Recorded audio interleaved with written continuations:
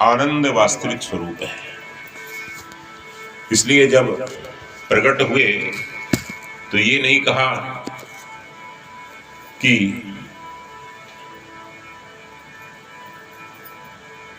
श्री कृष्ण जन्म हुआ है, ये कहा कि नंद के आनंद हुआ है, आनंद हुआ है, ये कहा।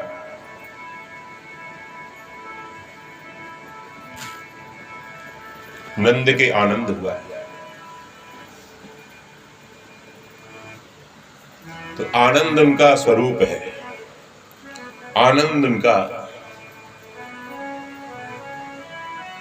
गोत्र है, आनंद ही उनका रूप है।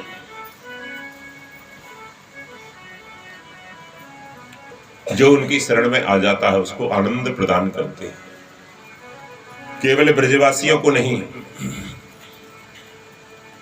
सबको आनंद प्रदान करते हैं।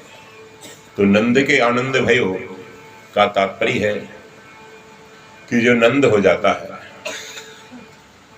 अपने आनंद स्वरूप में आ जाता है, उसी को आनंद होता है। तो हमारा स्वरूप आनंद स्वरूप है, आनंद रूप है। श्री कृष्ण भी आनंद रूप है। तो कृष्ण और उनके भक्त ये सब दोनों आनंद रूप हैं। आनंद होता है भक्ति से, आनंद होता है त्याग में। जैसे जैसे आप बुराइयों का त्याग करेंगे, विषयों का त्याग करेंगे, राग द्वेष का त्याग करेंगे, वैसे वैसे अपने भीतर आनंद स्वरूप में उतर जाएंगे। तो आनंद स्वरूप में उतरना ही वास्तव में आनंदोत्सव है, जन्मोत्सव है। आनंद स्वरूप में आ गए तो बस जीवन कृतार्थ हो गया। यही तो जीवन का लक्ष्य है कि जीवन आनंद बन जाए, उत्सव बन जाए, श्री कृष्ण से जुड़ जाए।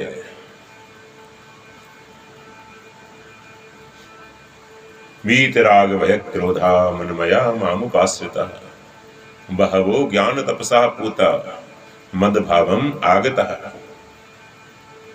ज्ञान रूपी तप से पवित्र होकर, राग द्वेष से रहित होकर, भय काम क्रोध आदि से छूटकर मेरे को प्राप्त हो जाते हैं अर्जुन। तो भगवान को प्राप्त होना माने आनंद को प्राप्त होना, टोटली टेंशन फ्री हो जाना, उसको भगवत प्राप्ति कहते हैं। जहां कोई टेंशन ना रहे, जहां कोई दुख ना रहे, जहां कोई संताप ना रहे, वह भगवत प्राप्ति है।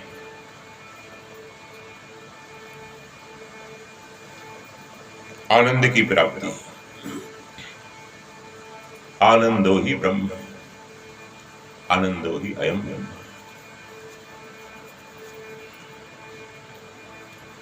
आनंद ही परमात्मा का स्वरूप है। सुख नहीं आनंद है, सुख नहीं कहा, आनंद कहा। देखो संसार की वस्तुओं को मिलने से, भोगों के मिलने से सुख होता है और इनके नष्ट होने से दुख होता है। लेकिन जीव जब सुख दुख दोनों के अतीत पहुंच जाता है तो आनंद मिलता है उसको। संसार में जो आकर्षण है उसका नाम है राग। क्या नाम है? और वो आकर्षण जब निकल जाता है, संसार का देख लिया कुछ नहीं है तो आकर्षण निकल जाता है संसार का, संसार से फिर मन हट जाता है। लेकिन व्यक्ति दूसरी जगह लगा लेता है। तो जब सब जगह से हट जाता है तो उस स्थिति को वैराग्य बोलते हैं, जहां बिल्कुल डिटैच हो जाता है, वो वैराग्य है। और वैराग्य जब होता है उसके बाद फिर प्रेमी संतों का संग करते करते करते करते चित्त में अनुराग होता है। तो राग नष्ट होता है तो वैराग्य होता है, और वैराग्य की परिपक्वता में गुरुजनों की, संतों की कृपा से अनुराग होता है, भगवान के प्रति प्रेम होता है, वह अनुराग है। राग से वैराग्य, वैराग्य से अनुराग। अभी हम लोग राग वाली भूमिका में हैं, तो जो अनुराग है उसमें आनंद है।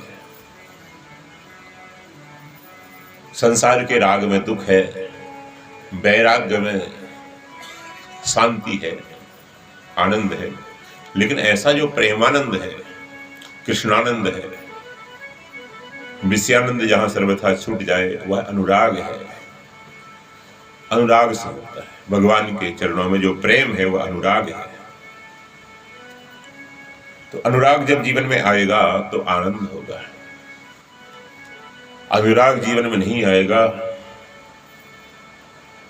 संसार का राग नहीं जाएगा, तब तो महाराज फिर तो टेंशन फ्री नहीं हो सकते। तो आनंद स्वरूप है प्रभु। आज बड़ा आनंद हुआ है ब्रज में। नंद बाबा ने बहुत दान किया है। आनंद आता है जब व्यक्ति दान करता है, और दान करता है तो आनंद बढ़ता है। आनंद देने से बढ़ता है, देने से आनंद मिलता है, और लेने से दुख मिलता है, कर्जा हो जाता है, चुकाना पड़ेगा फिर आपको। जैसे अभी बीवी बन के चुका रहे हो, पति बनकर चुका रहे हो, जब से हुई है शादी आंसू बहा रहा, बेटा बन के चुका रहे हैं, बाप बन के चुका रहे हैं। क्यों? लिया लिया है, लिया ही लिया है, लिया ही लिया, दिया कुछ नहीं। तो देने से आनंद आता है, बांटने से आनंद आता है। बांटते रहो, बांटते रहो, बांटते रहो। खूब बांटा है, ब्रजवासियों ने खूब बांटा, अयोध्या वासियों ने खूब बांटा। जो बांटता है उसके पास लक्ष्मी तो आती है, नारायण भी आते हैं, और जो लेता है उसके पास ना लक्ष्मी आती ना नारायण आते, उसके पास तो कर्जा आता है, ऋण आता है, फिर वो चुकाना पड़ता है उसको। तो देवताओं का ऋण भी हमने लिया है, देवताओं से, ऋषियों का ऋण भी है, पितरों का ऋण भी। तो सारे ऋणों से उऋण हो जाएं, सबको दे दें, सबको दो, सुख दो, प्रेम दो, आनंद दो, वस्तु दो, आदर दो, सम्मान दो। आप लेना चाहते हो, देना नहीं चाहते। मेरे को सम्मान मिल जाए, बस यही तो बंधन है। मेरे को मिल जाए, नहीं मैं दे दूं, दे दूं, आनंद में रहता है। ये सच्चिदानंद है ना। सत्य को लेकर श्री राम अवतार है, चित्त तत्व को लेकर कपिल अवतार है, और आनंद तत्व को लेकर कृष्णावतार है, सच्चिदानंद है। श्री राम अवतार में सब तत्व का विकास हुआ है, और चेतन तत्व का विकास, चित्त तत्व का विकास कपिल अवतार में है। वो ज्ञान स्वरूप है, चेतन, हमेशा अपने ब्रह्म भाव में रहते हैं।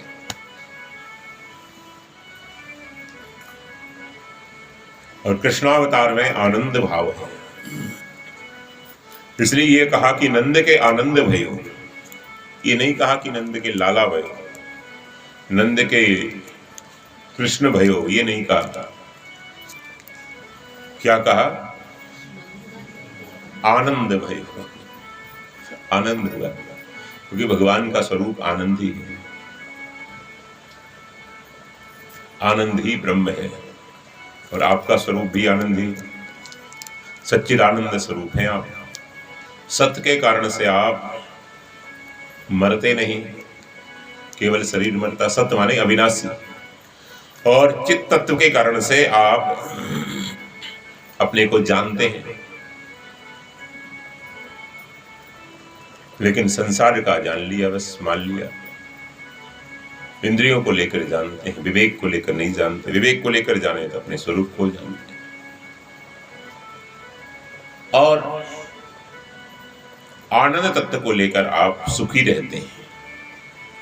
देखो, सत तत्व में आप स्थित हैं, इसलिए आप मरने से डरते हैं, घबराते हैं। मृत्यु को क्या, बुढ़ापा को भी पसंद नहीं करते, बार बार डाई करा करा कर बुढ़ापा को भुलाना चाहते हैं कि वृद्धावस्था दिखाई न दे। दर्पण में देखें तो वृद्धावस्था दिखाई न दे, जवान दिखाई दे। जवान 60-70 साल के लोग, माताएं जवान। दिल्ली में एक माता जी थी 90 साल की, भी ब्यूटी पार्लर जाकर टाई वाई करा खूब चकाचक रहती थी, 90 साल की। इंजेक्शन लेके गोलियां खाकर। तो व्यक्ति बुढ़ापे से, मौत से, जरा से और मृत्यु से क्यों बचना चाहता है? क्योंकि वास्तव में ये अमर है, सत्य है। सत्य माने सत्य नहीं, सत्य माने अमर है। इसलिए मौत किसी को अच्छी नहीं लगती, किसी को अच्छी नहीं लगती। जो लोग सुसाइड करने का प्रयास करते हैं ना, वो भी बहुत घबराते हैं। अंतिम समय में सोचते हैं बच जाए तो अच्छा है, चिल्लाते हैं, छटपटाते हैं, तड़पड़ाते हैं, होता नहीं होता। एक बच्ची ने आग लगा ली थी। जब आग लगाई, जलने लगी, शरीर जलने लगा, मैं मर जाऊंगी, तो चिल्लाई। लोगों ने आग बुझाई, लेकिन अस्पताल ले गए, हॉस्पिटल ले गए, लेकिन बच नहीं पाई, जल गई थी। आजकल जो ये पॉलिस्टर और ये सब पहनते ना, सिंथेटिक, सूती पहने तो फिर बचने की संभावना है, नहीं तो 2 मिनट में जल जाती राम प्यारी। 2 मिनट लगते हैं। इसलिए मरने से डर लगता है सबको, मरने से बचता है आदमी। मरते मरते भी सोचता है कि कुछ दिन और जी जाऊं तो अच्छा है, स्वस्थ हो जाऊं तो अच्छा है। मरने से क्यों डरता है? क्योंकि सत तत्व को लेकर, अविनाशी तत्व है, लेकिन स्वयं तो अविनाशी है, लेकिन शरीर से वो अमर होना चाहता है, ये प्रॉब्लम है। और चित्त तत्व को लेकर वो जानना चाहता है। जिज्ञासा जो होती है, जानते ना चाहते। साधक लोग देखो, गीता में क्या लिखा है, भागवत में क्या लिखा है, जानना चाहते हैं। जीवात्मा क्या है, परमात्मा क्या है, जानना चाहते हैं। ज्ञान सबको चाहिए। जितने भी साधक हैं वो अपने स्वरूप को जानना चाहते हैं, आत्मज्ञान चाहते हैं। ज्ञान की भूख है। छोटे बच्चे से ही एक जिज्ञासा शुरू हो जाती है। वो पूछता है ये क्या है, ये क्या है, ये क्या है। ये चित्त तत्व को लेकर है कि आप अज्ञान नहीं रहना चाहिए। आपको कोई मूर्ख कहे, बुरा लगेगा कि नहीं, कि अच्छा लगेगा? क्यों? मूर्खता, अज्ञान आपको पसंद नहीं है। वो चेतन तत्व है, आप ज्ञान स्वरूप हैं। तो ज्ञान चेतन तत्व से, चेतन तत्व में स्थित होकर यही जानना है कि मैं शरीर नहीं हूं, वो परमात्मा का चेतन स्वरूप है, वही मैं हूं। तो सत्य, चित्त और तीसरा आनंद। आनंद के कारण से आपको दुख अच्छे नहीं लगते। किसी को दुख अच्छा लगता है? बोलो। कोई हमसे नहीं पूछता महाराज हमारे घर में कोई मरा नहीं बहुत दिन से, एक्सीडेंट नहीं हुआ बहुत दिन से महाराज, किसी को कैंसर भी नहीं हमारे घर में, कब होगा? कोई दुख के लिए पूछता है? आप ज्योतिषियों से पूछते हो कि हमारे घर में दुख कब आएगा?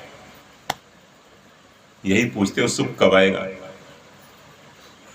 तो दुख किसी को अच्छा नहीं लगता, क्योंकि आप आनंद स्वरूप हैं।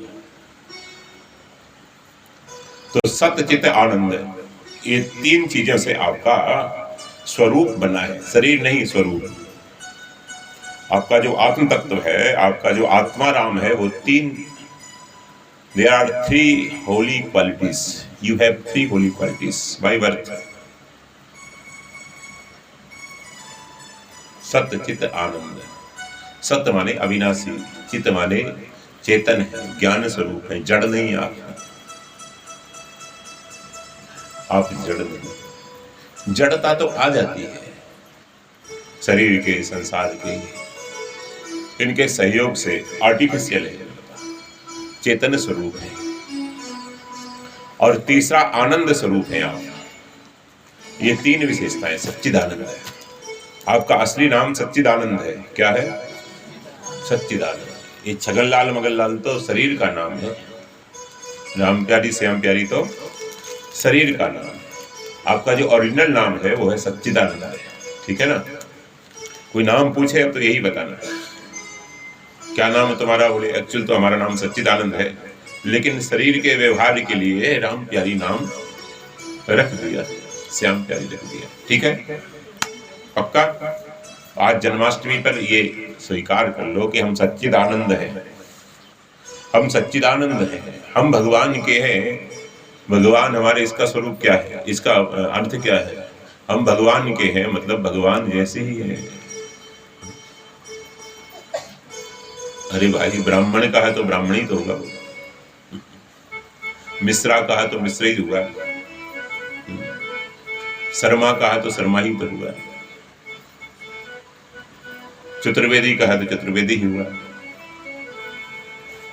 तो परमात्मा का है तो परमात्मा स्वरूप। हम भगवान के, इसका मतलब भगवान के स्वरूप के ही हैं, भगवान के जैसे ही हैं। बताया? आप तो व्यर्थ में दुखी होते हैं, व्यर्थ में दुखी होते हैं। ऐसे ही से किले जैसे सोच लिया मैं बहुत दुखी हूं, मैं रोगी हूं, मैं मर जाऊंगा, मेरे कुछ आता नहीं। ये व्यर्थ में आप कल्पना कर लेते हैं। आप अपने आप में पूर्ण हैं, बस अपने स्वरूप में स्थित हो जाएं। ये बाहर से मांगना बंद कर दें। इंद्रियों से मांगते हैं, जीभ से स्वाद मांगते रहते हैं, आंखों से रूप मांगते रहते हैं, तरह तरह का ब्यूटीफुल चाहिए, हैंडसम देखना है, कानों से शब्द मांगते रहते हैं। ये जो आप बाहर से इंद्रियों से मांगते रहते हो ना, भिखारी बन गए। है तो सच्चिदानंद, लेकिन भिखारी बन गया। विषयानंद के कारण से सच्चिदानंद ढक जाता है। विषयानंद छूटे तो सच्चिदानंद ही है। तो आनंद स्वरूप है भगवान, सच्चित आनंद स्वरूप है। सच्चिदानंद रूपाय, पहला यही कहा है। भागवत के महात्म शुरू होता है सबसे पहले यही श्लोक। सच्चिदानंद रूपाय विश्वोत्पत्त्यादि हेतवे तापत्रय विनाशाय श्री कृष्णाय वयम्। विश्व की उत्पत्ति, पालन, संहार, ये सब उनकी लीलाएं हैं। कोई मर गया तो उनकी लीला है, जन्म गया तो उनकी लीला है। आपकी उसमें अटैचमेंट हो गई, इसलिए सुख दुख होता है आपको।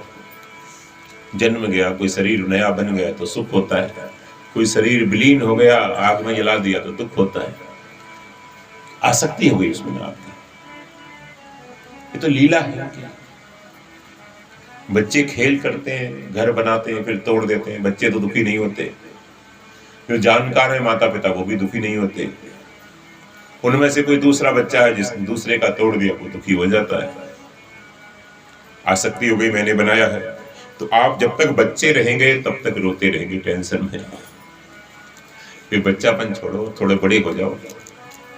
सफेदी आ गई, अब थोड़े बड़े हो जाओ। अब अपने स्वरूप में स्थित हो जाओ, जाग जाओ। जाग मुसाफिर भोर भई, अब रैन कहाँ जो सोवत है। जो सोवत है वो खोवत है, जो जागत है वो पावत है।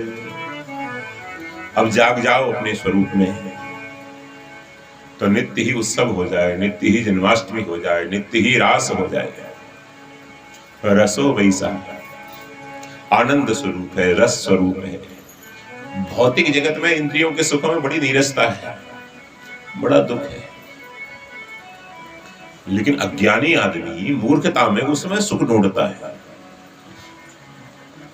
उसमें हमने तो कभी खाया नहीं। ये लोग जो ब्रेड वगैरह खाते हैं, वो खाते हैं सूखा, उसको कहते हैं रस खा रहे हैं हमारा, चाय के साथ रस। उसमें क्या रस? सूखा, सूखी चीज है, उसमें रस। कुत्ता सूखी हड्डी चबाता है तो दाढ़ उसकी छिल जाती है, तो दाढ़ से खून आता है, तो कुत्ता उसको चूसता है। खून तो निकल रहा है अपनी दाढ़ से, अपने मसूड़े से। मसूड़ा छिल गया ना सूखी हड्डी काटते का, तो खून अपने उससे निकल रहा है, लेकिन उस मूर्ख को ये लग रहा है कि सूखी हड्डी में खून है। बस ऐसे ही सारे विषय हैं, न स्त्री में सुख है, न पुरुष में, न बच्चों में, न धन में। सुख भीतर है, हम कल्पना कर लेते हैं, तो कल्पना कर लेते हैं उनमें सुख दिखाई देने लगता है। तो आनंद स्वरूप है, इसलिए भीतर से ही आनंद मिलता है। जिन जिन महापुरुषों को आनंद मिला है भीतर से ही मिला है, बाहर से किसी को मिला नहीं है। आत्मा आनंद स्वरूप है, इसलिए आत्मा को जो उपलब्ध होते हैं महापुरुष, वो आनंद से भर जाते हैं। आत्म ज्ञान बिना नर भटके, कोई कावा कोई काशी। कावा जा रहे, आनंद मिलेगा, काशी जा रहे हैं। आत्मा का ज्ञान होता है तो लगता है कि भीतर ही आनंद है, भीतर ही आनंद। इसका यह मतलब नहीं तीर्थ यात्रा नहीं करना चाहिए, करो, लेकिन उद्देश्य यही है कि उसी आनंद स्वरूप को जगाना है, उसी आनंद स्वरूप को जगाना है, स्वयं को तीर्थ स्वरूप बनाना है। तीर्थ का मतलब है स्वयं को तीर्थ स्वरूप बनाना है। तो नंद के जब आनंद हुआ तो नंद ने खूब दान किया है, बहुत बहुदान किया है,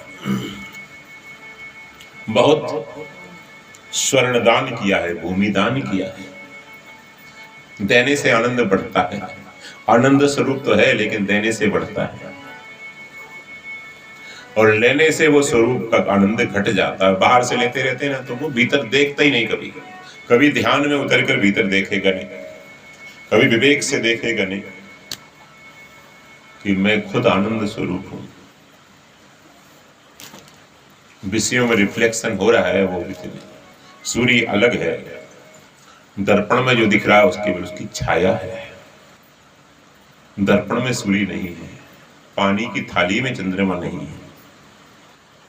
तो स्वयं तो सूर्य चंद्र स्वरूप है। खूब दान किया, खूब गोदान किया। आप भी आज के दिन खूब गोदान करो, एक एक गोदान तो करना चाहिए। गौशाला में गाय हैं उनको गोद ले लो। देखो जो गौ सेवा करता है उसको श्री कृष्ण से मित्रता हो जाती है। शास्त्र का सिद्धांत है कि मित्रता किससे होती है, बोले समान गुण धर्म जिनके होते हैं उससे तो मित्रता होती है। बीड़ी वाले की मित्रता बीड़ी वाले से होगी, सत्संगी की मित्रता सत्संगी से होगी, मधुशाला वाले की मित्रता मधुशाला वाले से होगी।